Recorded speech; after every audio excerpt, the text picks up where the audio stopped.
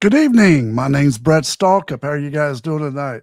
Great. Welcome to Choices Podcast. You can find us at choicespodcastofficial.com, where you can go and subscribe with our website, or you can find us on the Facebook page, Choices Podcast Official. We encourage you to ask questions during the show. Also, we know that you have choices to make in your professional, business, and personal parts of your life. That's what we like to do, is kick around our choices and try to make better choices. Tonight's show is on unpacking your potential through words. And we have our wonderful guest who we'll introduce in a minute, Bruce Pulver. He's a cool dude. I've gotten to meet him lately and get to know him better. But first, I'd like to introduce our co-hosts, Carcass John and Denny Brewer, the Reverend. How you doing, Carcass? Doing Mr. good. Bliss. Yeah. Wait a second. Before we go a step further, we need to take a moment of silence and honor Carcass John in his wedding. He got married this weekend. Mm-hmm. I sure did. And I went willingly by my own accord. That's awesome. Couldn't be happier. Congratulations. It was awesome. Thank you. Congrats. Surrounded by tons of family and friends. It was great. Well, good. Do you No have some regrets. lyrics for us tonight? I do have some lyrics, and you talk about divine intervention. Knowing that Bruce is a drummer and like some of the same drummers that I do, I just happened to pull a song out of thin air. I was eating dinner with the family, and they like to get involved and help me pick something. So I picked Missing Persons, Singing Words.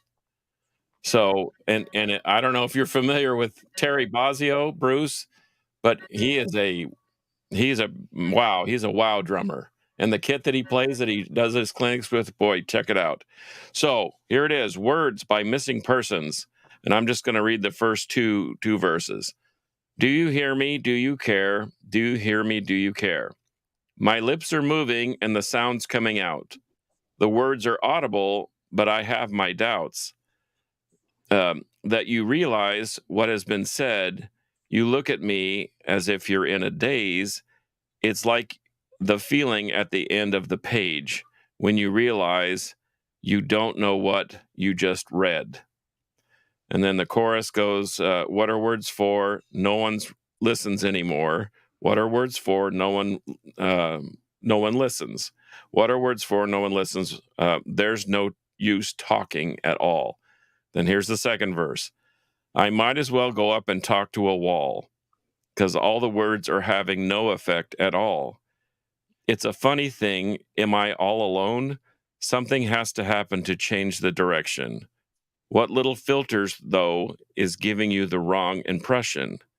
It's a sorry state, I say to myself.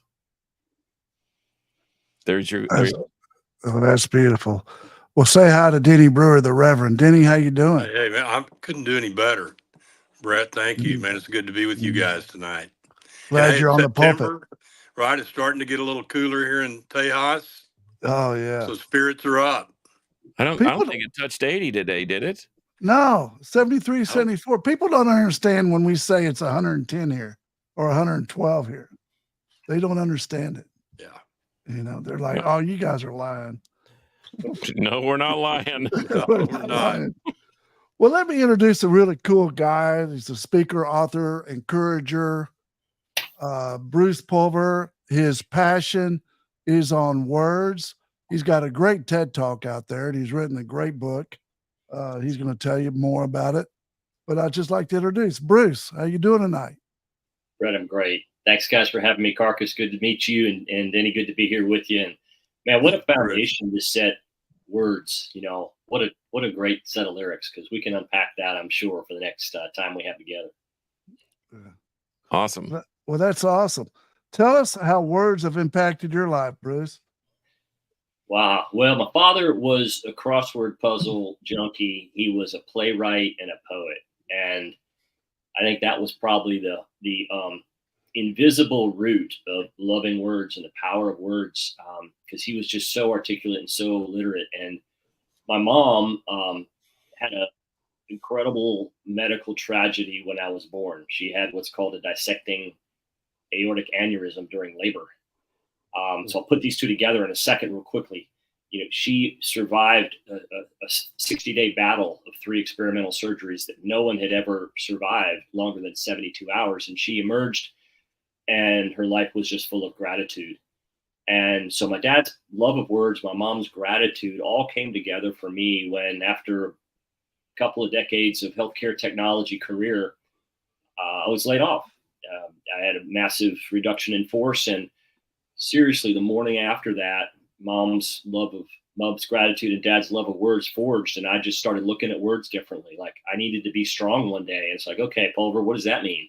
Looking in a dictionary, you can read a bunch of words and a bunch of meanings, and watch a bunch of YouTubes about what it meant to be strong. But divinely, God just had me to look at that word sideways, and I wrote it vertically, and it became just its letters. Stand tall, remain optimistic, now go for it, STRONG. And I went, wow, thank you, God. Thank you, Mom and Dad, for being there and giving me some strength to power through something that I hadn't expected. And that became a daily journey for over a year, over 400 consecutive days. I woke up and wrote a word that same way. And they were just my way to kind of connect kind of spiritually, be given a gift of, what does a word mean? How can I use it? Today will be awesome. A wonderful experience shall overwhelm my expectations. Like, what does that mean? But it's going to be awesome. And that's what it meant to me that day. So from that day forward, it was Mom and Dad's forging of this need to understand the situation I was in. And God gave me the ability and the gift to look at words differently. And since then, I've been rippling them out. I've been sharing them, continue to write them. And the impact has been amazing on me, just on some of the feedback and some of the impact that, words make, just like we heard in the lyrics of the song. Wow. So it sounds like you had a defining moment, and words impacted your defining moment. Absolutely. Yeah. Absolutely. So, Reverend, what do you think about that? What do you think about words?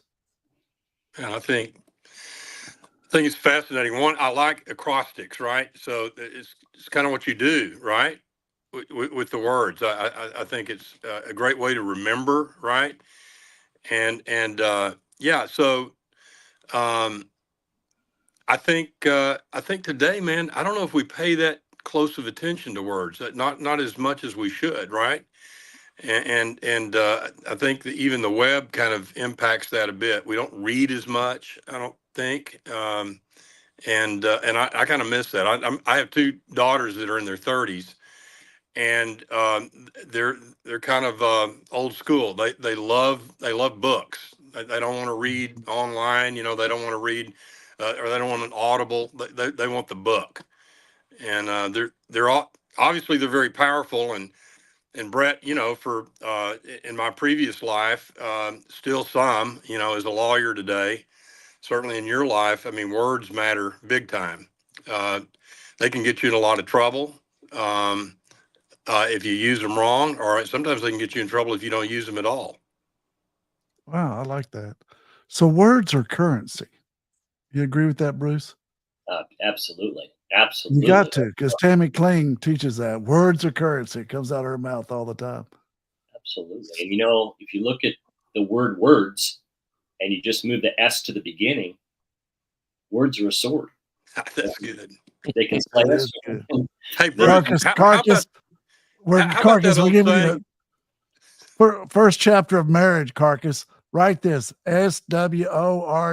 I already did. That's Bruce, great advice. I'm not ignoring you. If I'm looking down, that means I am writing profuse notes, and I will go back, and I have piles and books and binders full of notes. We want your head down and your tail up. You're a newlywed. I am a newlywed, and I'm happy as a clam. I can tell you that right now. Then write SWORD, exclamation point. You'll be. There it is, right there. There it is, baby. Just don't lose your cool. Nope. I like that. So, Bruce, you got to help me. And I was telling you I was going to throw something at you, all right? I'm not a drinker. I'm not a drugger. These guys will testify for me if I needed them to. But my tongue, I can curse. And it's just the easy way out. I think some people say it's fun to cuss or whatever. I think it's not fun. It's a cheap form of communication. So help me with that, Bruce. You're coaching me, man. Well, life and death is in the power of the tongue. That's biblical in Proverbs, right? But I would say this: when you want to tell someone to close their mouth, and you would typically say, "Shut the something," Yeah. up, Yeah. just say, "Shut the front door." Figure out another thing to say. Oh, I like that. Okay. Shut the front door. That's good. Denny. And that actually is a comedic break, because then they go, what? Then Yeah. they're not What mad are you at y'all. saying? Well, I've got to be careful what I say on that subject, because I have used profanity in my life, and maybe I still do. But, you know, I'm one of those that I will use it from time to time. Please forgive me, when I get mad, when I get upset. I do not use it, you know, in the casual conversation. And I you know, I think I kind of pat myself on the back, and then I go, no, not really, Brewer, because frankly, it's when you're upset, that's when you should really put on the control Yes. brakes, right? Yes. Yeah. You remember we had a guest, Bruce, and she's a real neat lady. And she was talking about when she was on her treadmill and she was doing her prayer walk, and her addict husband came in and she prayed for kindness and joy. And I was like, man, I'd be praying for a gun in my hand. You know what I mean? I would. I was like, that dude would be laid out. But she genuinely meant that. And Denny, I agree with you that it's when we feel ourselves. You're like me. When we get frustrated, we get angry.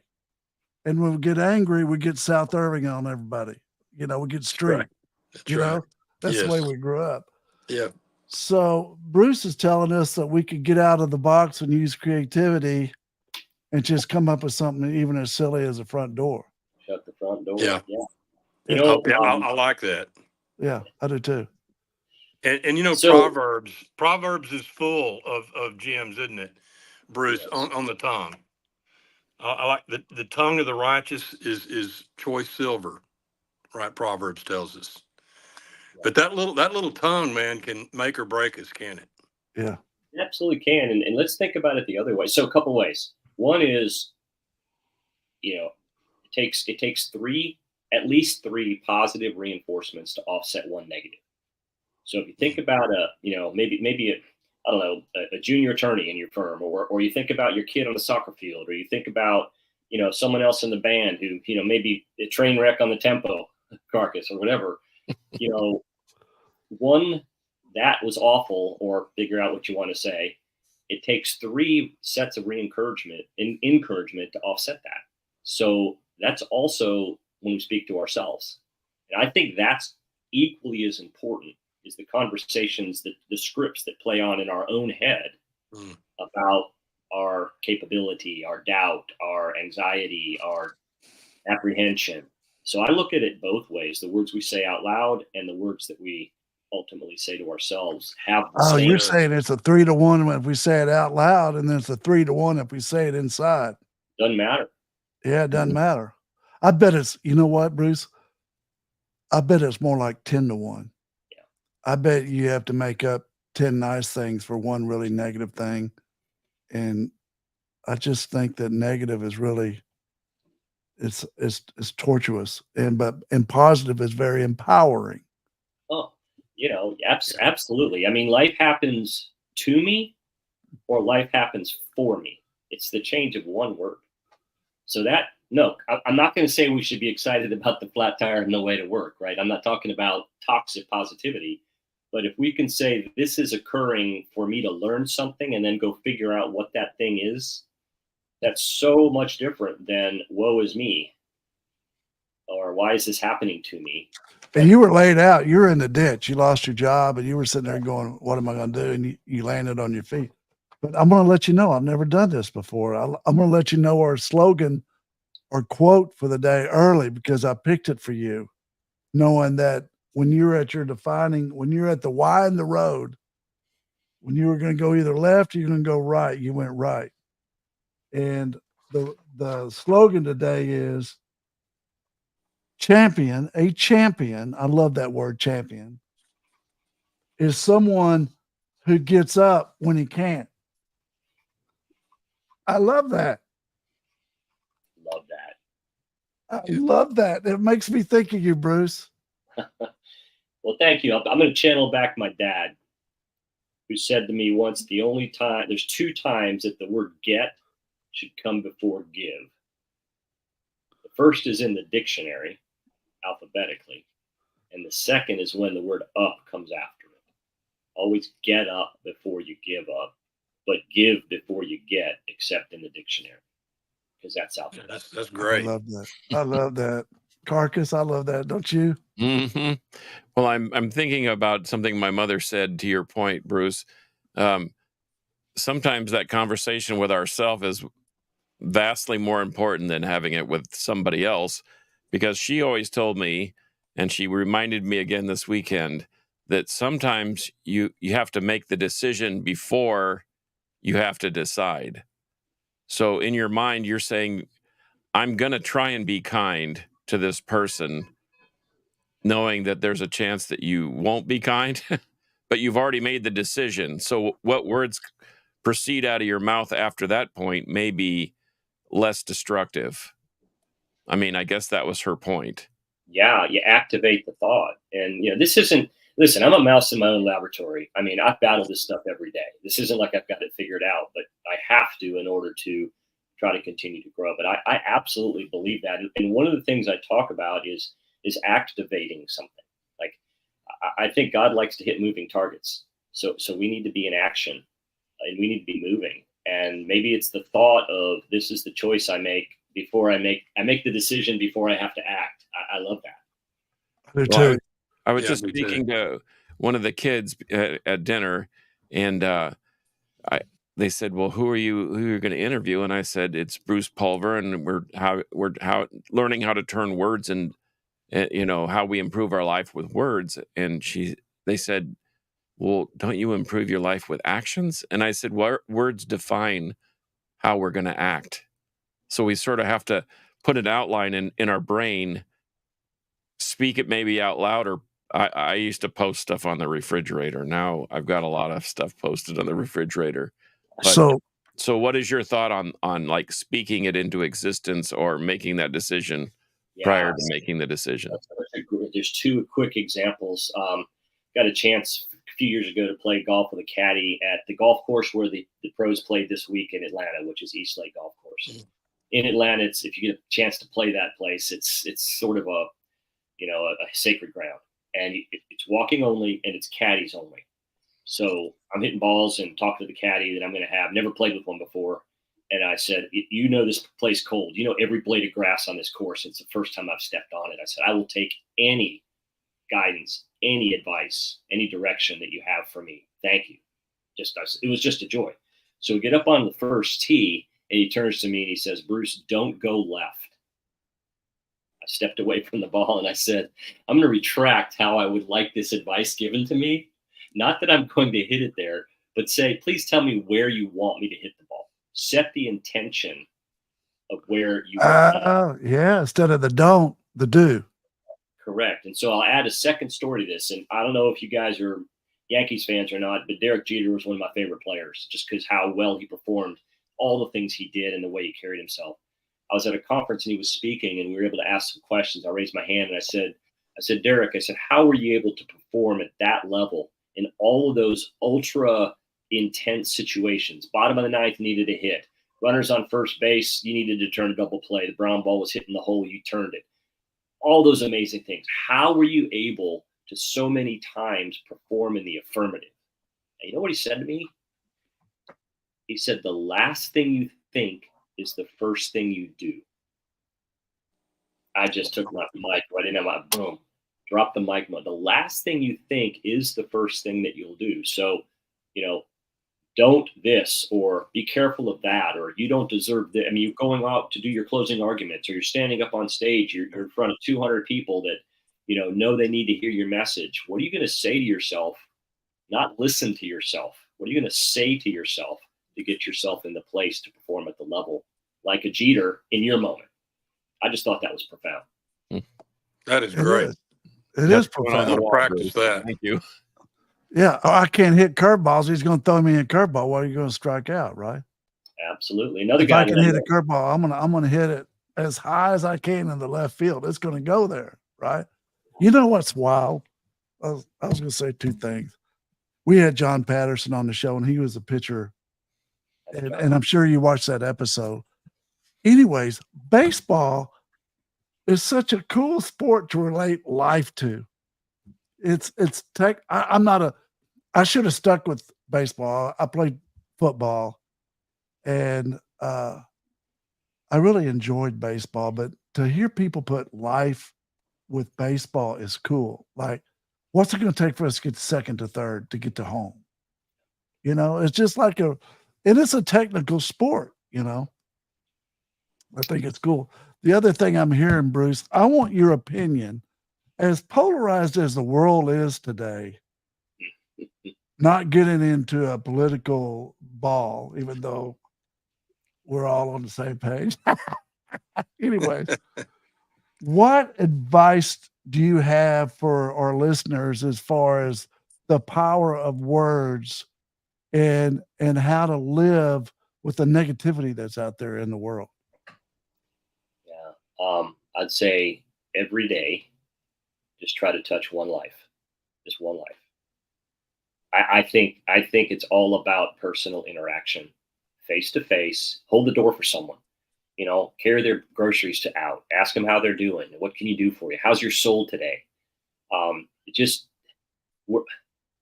We're everybody's going through something we know nothing about. Mm-hmm. And I also believe that we are all in some way connected by some level of brokenness in our lives. And if we seek to just be empathetic, I know this sounds Pollyanna, and how are you going to do that? And, do that in the wrong place in town, and, things aren't going to turn out right. But I just think about making an impact on one person. And I had a baseball, go back to the baseball. I had a baseball coach when I was 13 years old. That's when the fields got bigger. If you guys remember that, you went from the little league field to that bigger field. Yeah. Went from a little chain link fence to a wall. Right. And I tell this story often. I was okay. I played third base. I pitched. I batted third or fourth in that little league. And I moved up to the next level, got drafted by a team, and we're out practicing. And I had the greatest coach. I had the opportunity to have a conversation with him about 6 months ago. I was at third base taking grounders, and I could feel the ball, but I couldn't even see first base, let alone sling that ball over there the way I used to, right in the little league field. And it was a rainbow, and it wasn't good. And so Tim came up to me and said, "Hey, Bruce, let's take some ground balls at second, because, your hands are pretty good, and we're going to need to force that runner at second. Because these, we keep runners off second base. They're not going to score on us. So I'm going to need you there." Okay. Then we're taking batting practice, right? And I was used to batting third or fourth, and, I was barely getting the ball to the shortstop, or maybe I hit one in the hole, but I wasn't driving into the gap. He came up to me and he said, "I'm going to have you lead off. Why don't you take some bunts? I want you to bunt. I want you to get the ball in play. I want you to make contact, because I need you at first. We'll get you to steal second. And then my guys are going to knock you in that are 14 and 15. I was 13. And then I started pitching some batting practice, and then he came up to me. This is serious. I know it sounds like it happened all at once, but it was over a period of a week or two. He said, I'm going to need you to come in the fifth and sixth inning, because my pitchers that I've got that are throwing the heat, you're going to be throwing a ball that has a different speed, like a change of pace. And we're going to need those guys off their front foot in the later innings, not driving the ball." I had the best year of my entire, baseball career, because this guy, Tim Wilkin, who's in the Major League Baseball Scouting Hall of Fame, didn't say to me, "You got a rag arm, man, just get over to second," or "I'm moving you to first base. I hope you can make contact," or "I'll pull you into pitch if I need you." That stuck with me some crazy way. And about 6 months ago, I had the opportunity to have dinner with him and thank him for that conversation, because it's impacted me. So for me, and I know everybody's not like that, right? Not everybody has had, a lot of people had a beat down life, and I get that. But I guess if we can just reach for one way to impact someone, it's just the ripple. Drop a pebble in the water and see where it goes. It's going to touch people you don't even know. That's so good, Bruce. It is. That's heartfelt, dude. You're in your heart. You got a whole creative level about you. You're really smart, which makes you cerebral, but you got a big heart and you're creative with your heart and your mind. That's very seldom does that happen. Thank you. I accept that, and that's a gift, and I embrace it and I try to share it. That's my mission in life. It really is. Okay, hypothetical situation. Y'all ready? Yes, sir. So my Professor. wife tells me one of her best friends today, mother died today. I'm not trying to be a downtrodden, but I was like, well, golly, I hate to hear that she was 73. That's young, right? Don't we call 73 young? Carcass? I'd say so. I All right, promise you we good. do. All right, thank you, Reverend. Anyways, so I said, well, you're going to go, they're farmers in Louisiana, good people. And I said, well, you're going to go to the funeral, right, in Louisiana?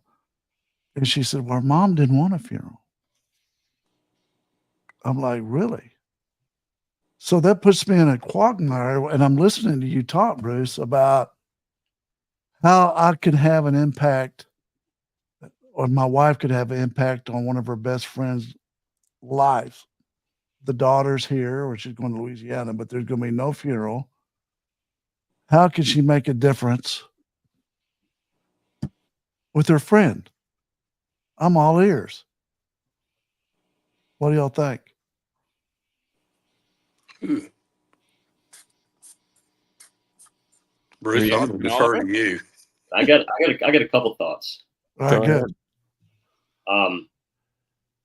As a musician and a lover of jazz music, Miles Davis said the silence is part of the music as well as the notes. Sometimes words don't convey, and timing wise, that would be number one. Number two, okay, I'm gonna lob one out that I've done this. What is her mother's name? I don't know. Okay, so I'll let's find find out. her name. Okay, let's find the mom's name. Let's write the mom's name vertically and have your wife think of something about her memory of the deceased using just the letters. Say it's Ruth. I don't know. Rosie always, whatever. I don't know Ruth, but let's say it's that. It's the first thing that came to my mind. You would be unselfishly unconditional. It would be the you. I'm making this up, right? I don't know. I like it. I like it. Yeah, I do too. T, you guys help me out. What could a T be about someone that you just cared so much about? Tender. Tender. I love that. And then the H. I mean, what was Ruth about? Heart. She had heart. That's the So biggest compliment you can maybe give somebody. she gets a blank card and she just said, "This is how I remember Ruth." And I don't know her name, but have her ponder on that for a moment and just send it, just a card. That's a good idea. No one's name, the Okay. sound of someone's name is the most important sound to their ears. We all know that. It's funny because I love you three guys and our producer Mark, because you just didn't throw an answer out there. None of you did. You thought about it, yet all three of you were caring enough to want to do something that would be right, not just throwing something out there like send flowers. You know what I mean? Yeah. Because I want to try to do something, help my wife do something kind for them. But that's what we got to do. We have to be kind. We got to try to make a difference, like Bruce said, and one person a day. That's going to be my person today. I want to make a difference in her life. One way to do that, I call this. Remember that thing in when you were in school and the teacher would see who was there and they check your name off, who was in the room and who maybe stayed home. That was called what? Attendance. Attendance. Taking attendance. Roll call. Roll call. Roll call. I'm going to challenge you guys to this too, and whoever's listening out there. I call it scroll call. Go to your phone in the morning to your contacts and just flip the friggin' thing up in the air, and whatever name that stops at, you text them. Say, I've been thinking about you. Nothing. Don't want anything. Okay. Not asking for anything. Just you've been on my mind. It's called scroll I call. love that. That's fantastic. You can call them or text them or whatever you think is the best way to get something to them. I've been thinking about you. That's a great idea. That's one, because we're really we're trying to make a difference in, like you asked, one person's life. And we can't, again, back at my dad, miss him, but he was brilliant. I'd come home one day really upset about something, and he'd say, Bruce, what? You're making a mountain out of a molehill. Right, absolutely. I was thinking about that one day, and I really believe in making incremental improvement, 1% better each day, or one mailbox to another mailbox to another mailbox. Next thing you know, you're running a 5K, right? It's little baby steps continuously done without stopping. And I was thinking about, growing my business, my speaking business, and reaching out and at bats and planting seeds and those sorts of things. And I was thinking, I said, if my dad was sitting right here, I'd say, yeah, Dad, but if I move enough molehills, it might be a mountain. You know what? There's a good book that talks about that. That's Atomic Habits. Have you read that? I have. Yep. And that little by little by little by little, I love that. Yeah. So tell us, what's the name of your book? Book's called Above the Chatter, Our Words Matter. Right here. Powerful words. Reverend, look at the way he did his words. Carcass. Oh, I love it. I do too. Wow.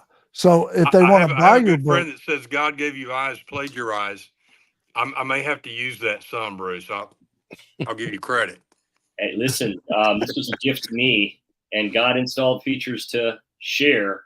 Take them, and if there's something that you can use in a class, in a Sunday school, in a sermon, in a courtroom, I don't know, wherever, by all means, yeah. So Above the Chatter, Our Words Matter. And by the way, I should say, Bruce, I'm not recommending you do that in school. I mean, I'm saying out in life, right? You can do a little plagiarizing, but yeah, our presidents did. Our presidents can plagiarize. At least oh my God, political. Come on, man. Yeah, well, I stepped into that, didn't I? Yeah, I don't disagree either. Yes. That's a whole other podcast. Yeah, right. You walked right in that one, Reverend. Yeah. Yes, I did. Oh. And you can get it everywhere. You can get it at my website, which is the title of the book, Above the Chatter, OurWordsMatter.com. And one of the things that I really appreciate doing is I love to sign every copy that's bought from my website. And, if you got, a firm you want to buy some for, or a set of clients, whatever, all I ask, and we go back and forth, send me the names, tell me something about the person. And we try to sign something personal, and it's a gift from the giver. So Above the Chatter, OurWordsMatter.com. That's awesome. Love it. Carcass? I've been buying books every week, and I love it because, as I told Brett, I do freelance art on the side. And interestingly enough, my art improves, my creativity improves when I'm reading more often. And I don't know why there's a connection there, but there is, whether it's from reading from the scriptures, I read John Patterson's book. Now I'm on my third round on that one. I pick up something new every time. And so I'll add this one to the arsenal, and I'll be Da Vinci here pretty soon, I think. I'm a bibliophile. I mean, I like to read so much, and it's just. Yeah, I do too. I'm reading 3 books at once right now, like an idiot. It's like. No, I don't do that, but you're not an idiot, Brett. You're just insatiable, and you got to have more and more and more. Yeah, it's okay. It's terrible. It's like you get a book and you go 100 pages here, then 100 pages here, then 100, and go back over it, Well, by the way, Bruce, I've taken your advice, and I've actually written out my new bride's name, stacked tall, and I came up with words for every letter in her name, and I'm going to present this to her. No, man, dog, you got to do it now. You can't do it later. Come on. Should I text her and have her come in here? Yeah, come on. Okay. Let's do something special. Yeah. Now, while you're doing the texting, I do this a lot in my workshops. Let's say you've got a strenuous relationship right now, or it's a boss, or it's an employee, or it's a coworker, and the project plan's blown up, and just write that person's name and do that, but you got to say nice stuff, right? Yeah. You got You Yeah. can't do A for AWOL. No. That's- No. How about that one, Reverend? Very good. You It put didn't that into say play, out Brad. the front door. You know AWOL. Yeah. You're such an AWOL. Not gonna say a Good. word. Not gonna Yeah. say a word. Marcus, is she coming? Hang on. Can you come in to my office? So Bruce, what about that old saying, what sticks and stones break my bones, but words can never hurt me? I mean, is that just a farce? I believe so. I mean, think about, you're not, first of all, let's talk about ourselves, right? We're not going to throw sticks and stones at ourselves.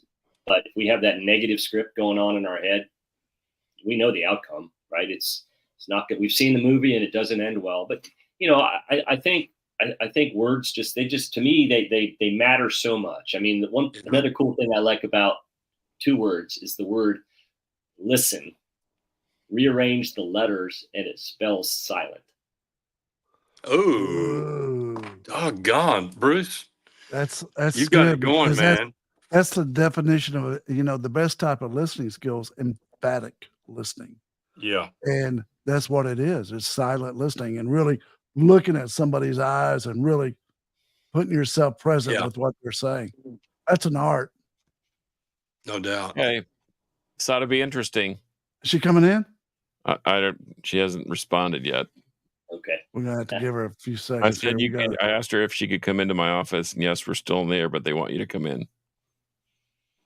Yeah, come on. So we'll see. Absolutely. But I already wrote it out. She's got an unusual name and it's long, so I had to really work.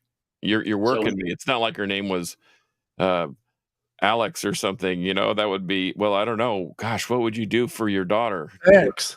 What would you do with the X? Yeah. Well, so remember, there's no rules, right? So you can say Extra. extra. Oh, okay. All right. Yeah. Extra sweet. I Yeah. like it. Yeah. Text Extra Marcus, I gold. can tell you this, because I Text know us that rules. Make them up as you go. you're an editor. You're an editor, and the last person that thought I'd write a book were my English teachers. So, and I didn't send it to them for edit. So, yeah, you got to take liberties. Like, Q's and Z's are really hard. So be careful with these words that end in Q and Z. Or start with. Oh, that's hilarious. Well, we got to get rolling here. I'll let you know what she says if she doesn't come in. She's out watching. She's probably in her PJs and just like, I'm not showing up on camera with PJs on. Bruce, you've made such an impact with us on words. I think you've tremendously helped us know that words are currency and that words matter, and the whole different method that we can use words and communication and get creative with it at the same time. Hey, Brett, and words to ourselves. I mean, that's a great point that gets lost, right? Reverend, I like the 10-to-1 ratio. If you say one thing negative, it takes 10 nice things to make up for it, including yourself. If you say it, I can't do it, it's going to take 10 good things to make up for that tape you got in your mind. Oh, here she comes. Okay, good. Uh-oh. Uh-oh. Hello. Here we come. All right. Hello there. Yep. We have an exercise. Hear them. Come on. Okay, I'm because if I turn this on, you're gonna hear. So they'll talk and I'll explain. This is Stephra. Steph. Hey, Stephra. And yes, we've been married a whole 2 days? Yeah. 2 days. Okay. That's awesome. So, Congratulations. Congratulations, they said. Oh, thank you. So we're doing this this exercise where I write a word vertically and then I try to come up with something for each letter. So her name is Stephara. Stephara. So S, I have selfless. T, I have tender. Ooh. E, I have engaging. P, playful. H, she has heart. A, she's attentive. She's a nurse, so she kind of has to be. R, she's realistic. And A, she's awesome. Oh, Man. that's awesome. So did I do I'll okay? give that Bruce? an A plus. All right, an A+ for that. Ask her how it felt to hear that. How did it make you feel to hear that? Good. Yeah? Good. Yeah. That's We're awesome. talking about kind of how to build people up with words and then apply that to action. So, Okay. and sometimes we have to have a conversation with ourselves first to kind of get And ourselves laid out to where we're going to make a positive impact. with that awesome Bruce exercise, we like to end our show with a quote that we've already given up. So today's quote is, a champion is someone who gets up when he can't. A champion is someone who gets up when they can't. That's our quote of the day. Oh, that's good. That is good. Great. So, meets with approval. All right. We appreciate it, guys. Thanks, Bruce. Thank you, people, for listening. And please feel free to share this episode, number 23, with all your friends. Please go on our website and subscribe. And we love you guys. And thanks for listening. Good night. Good night. Yeah, thank you. Thanks, Thanks, Bruce. Bruce. Thanks for having me on.